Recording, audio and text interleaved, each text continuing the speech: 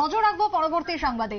রানীর বাজার গত রবিবার থেকে উত্তপ্ত হয়ে ওঠে, তবে এই রানীর বাজারে এবার ক্ষতিগ্রস্তদের পাশে দাঁড়ালো তিপ্রা মথা, কিন্তু মথার বিধায়ক পাশে দাঁড়ায়নি স্থানীয়দের, এমনটাই অভিযোগ উঠে আসছে রানীর বাজার থেকে। গত রবিবার দুই গোষ্ঠীর মধ্যে সংঘর্ষ, যার ফলে উত্তপ্ত হয়ে ওঠে রানীর বাজার, পুড়ে যায় একের পর এক ঘরবাড়ি, গবাদি পশু থেকে শুরু করে গাড়ি জ্বালিয়ে দেওয়া হয়।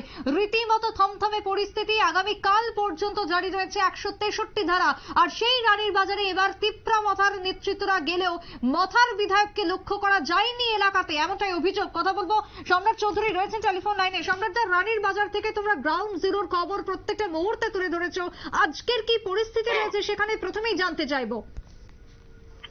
দেখো রামনির বাজারের পরিস্থিতি এখনো থমথমে, নিরাপত্তা কর্মীরা এখনো মোতায়েন রয়েছেন, পুলিশ, সিএসআর এবং সিআরপিএফ জওয়ানরা রয়েছেন। এলাকার যে মূল সমস্যা, প্রায় 17টি বাড়ি সম্পূর্ণভাবে জ্বালিয়ে দেওয়া হয়েছে। তাদের মানে থাকা খাওয়া এবং পোড়ার থাকা খাওয়ার কোনো সংস্থান নেই। পাশাপাশি অগ্নিসংযোগের ফলে তাদের ঘরে যে জামা কাপড় ছিল সেগুলি পর্যন্ত পুড়িয়ে দেওয়া হয়েছে। রীতিমতো গায়ে পড়া জামা কাপড় নিয়ে প্রাণ বাঁচিয়ে লোকেরা বেরিয়ে এসেছিলেন সেদিন। আজ পর্যন্ত মানে দুদিন প্রায় পেরিয়ে গেছে। এলাকার যে বিধায়ক, এলাকাটি মূলত দেবীপুর যে এলাকাটি এবং রয়েছে সেটি মজলিশপুর বিধানসভা কেন্দ্র এবং মান্ধাই বিধানসভা কেন্দ্র, একটি সীমান্ত এলাকা। ভৌগোলিক ভাবে এলাকাটি এখনো মান্ধাই বিধানসভার অধীনে রয়েছেন। এলাকায় আমরা দেখেছি যে বাঙালি এবং উপজাতি মানে ত্রিপুরীদের মানে পাশাপাশি ভাবে রয়েছেন একটা মিশ্র বসতি এলাকা। এলাকাবাসীদের অভিযোগ, এখন পর্যন্ত এলাকার যে বিধায়িকা রয়েছেন স্বপ্না দেববর্মা, তিপ্রা মথার দলের বিধায়িকা, তিনি এখন পর্যন্ত এলাকায় সফরে যাননি বা এলাকার লোকজনদের খোঁজ খবর নিতে যাননি। বিভিন্ন রাজনৈতিক নেতারা এখন পর্যন্ত যাওয়ার চেষ্টা করেছে এলাকায়, যদিও এখন 163 ধারায় কারফিউ মোতায়েন রয়েছে। একেবারে 4 জনের বেশি একসঙ্গে যাতায়াত করা নিষিদ্ধ। অন্যান্য বিধায়করা এলাকা সফর করতে যেতে চাইছিলেন, কিন্তু পুলিশ 163 ধারার মোতায়েন করা থাকাতে পুলিশ তাদের যেতে দেয়নি। কিন্তু সেই আইন কিন্তু এলাকার বিধায়িকার জন্য প্রযোজ্য হবে না, কারণ উনি এলাকার বিধায়িকা, উনি এলাকা সফরে যাবেনি। তারপরও দুদিন পেরিয়ে যাওয়ার পরও এলাকার বিধায়িকাকে এলাকায় দেখা যায়নি।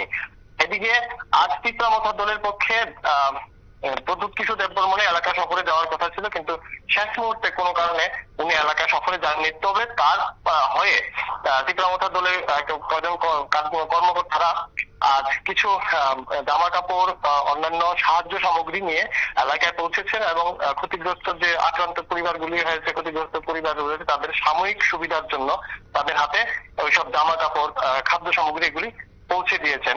কিন্তু পৌঁছে দেওয়ার পরও এলাকার বিধায়িকা এখন এলাকা সফর করে, তা নিয়ে কিন্তু এলাকায় একটা চাপা ক্ষোভ রয়েছে।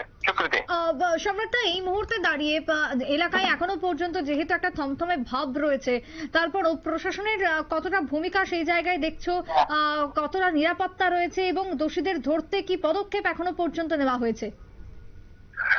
আমরা আজ এলাকায় গিয়ে যা দেখলাম, এলাকায় নিরাপত্তা রক্ষীরা রয়েছে, যথেষ্ট পরিমাণে নিরাপত্তা রক্ষীরা রয়েছেন। প্রতি মোড়ে মোড়ে, গ্রামের রাস্তাগুলির মোড়ে মোড়ে টিএসআর মোতায়েন করা রয়েছে। পাশাপাশি রয়েছে কেন্দ্রীয় কেন্দ্রীয় নিরাপত্তা বাহিনী, সিআরপিএফ আলাদা করে মোতায়েন করা হয়েছে।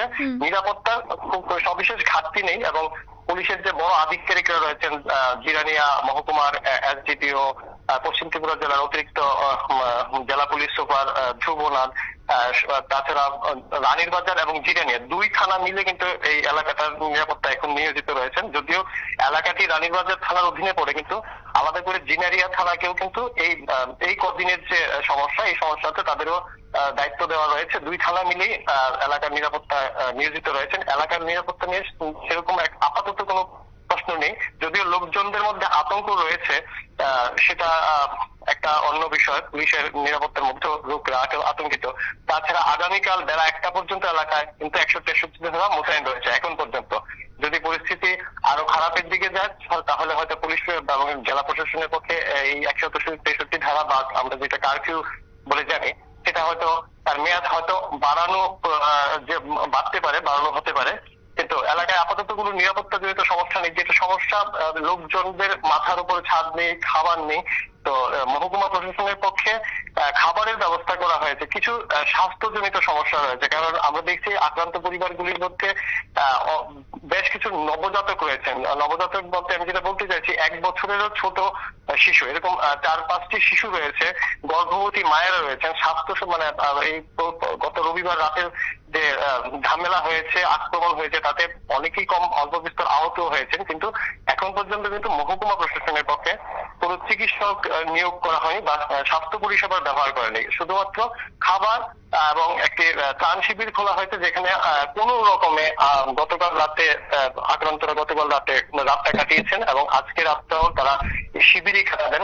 পরিস্থিতি বা ওদের ঘর বাড়ি ঠিক না হওয়া পর্যন্ত তাদেরকে কিন্তু একটি অঙ্গনওয়াড়ি কেন্দ্রে যে ত্রাণ শিবির খোলা হয়েছে, ওই ত্রাণ শিবিরই থাকতে হবে এবং সেখানে যে সরকারিভাবে খাওয়ার ব্যবস্থা করা হয়েছে আপাতত, সেই খাওয়ার উপর ভিত্তি মানে নির্ভর করে কিন্তু তাদের দিন কাটাতে হচ্ছে।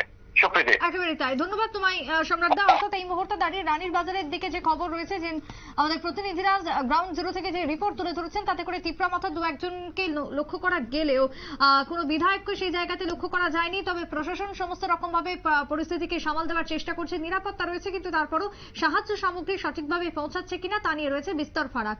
ছোট্ট একটা বিরতির পর ফিরবো, সঙ্গে থাকুন।